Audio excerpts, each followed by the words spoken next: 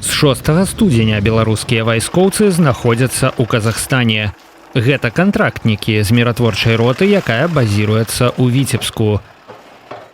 На сегодняшний момент миротворческий контингент Республики Беларусь выполняет задачу по охране и обороне военного аэродрома. Необходимо укреплять АДКБ, спокойно, планомерно наращивать все ее компоненты и прежде всего миротворческий потенциал.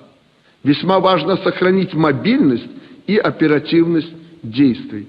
И не надо излишне, образно говоря, стесняться в этом плане, озираясь на некий Запад, Америку или еще какие-то государства.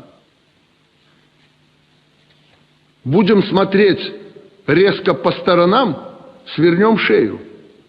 На практыцы ж беларускія салдаты занятыя вельмі важнымі справамі. Вось яны для пастановачнага відэа правяраюць дакументы ў казахстанскіх паліцэйскіх, якія перад тым адмыслова пачакалі іх у машыне.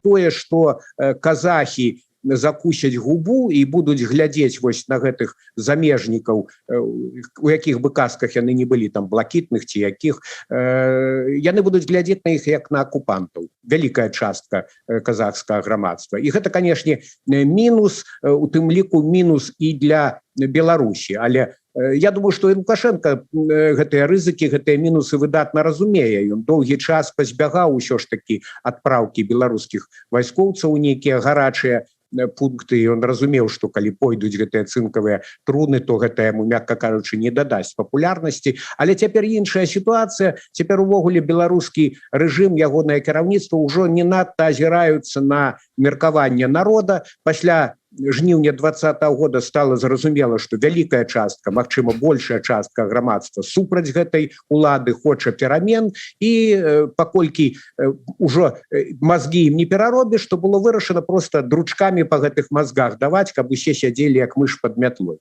Таму цяпер на грамадскую думку беларускае кіраўніцтва ўжо не надта азіраецца і ідзе вось на такого кшталту ахвяры, таму што на першым плане пераважвае, канешне, вось гэта салідарнасць аўтарытарных рэжымаў. Лукашенко заўжды з вялікім, ведаеце, такім эмацыйным складнікам ставіўся да лёсаў усялякіх дыктатараў. Памятаеце, як ён бедаваў і пра лёс Хусейна, і Мілошевіча, і Кадафі, хоць усе яны самі нарываліся на непрыемнасці. І таксама ён жа пасля кіргізскіх вядомых падзеяў прытуліў у сябе збеглага, вось скінутага, зрынутага тагачасна кіргізскага прэзідэнта Бакіева, што таксама было вельмі паказальным жэстам. Таму у Лукашэнкі да вось гэтых усіх аўтарытарыяў, якія апынаюцца ў бядотным стане, пад якімі пачынае крэсла ўжо хістацца, у яго вялікі сантымент і жаданне, шчырае жаданне дапамагчы. Ну і ў галаве, напэўна, ён трымае думку, што можа і у яго здарыцца такая сітуацыя, і тады таксама можна разлічваць на падобную дапамогу. Ды, зрэшты, гэта не гіпатэтычная сітуацыя, калі згадаць жнівень 2020 года, то потым жа высветлілася, што Лукашенко апеляваў да Пуціна, і Пуцін ужо на мяжы з Беларусю трымаў рэзерву сваёй разгвардыі. Так што гэта адпрацаваныя ўжо схемы, дыктатары, аўтарытарыі, тут яны маюць такі свой інтэрнацыянал, надзіва добра адзін аднаго разумеюць. Між тым жа Пуцінам і Лукашэнкам таксама шмат цёрак, і было яшчэ будзе, але вось калі гаворка ідзе пра галоўнае здушыць, як яны кажуць, каляровую рэвалюцыю, тут імгненна на першы план выходзіць гэтая салідарнасць, усе цёркі ў бок, абы толькі народ не перамог.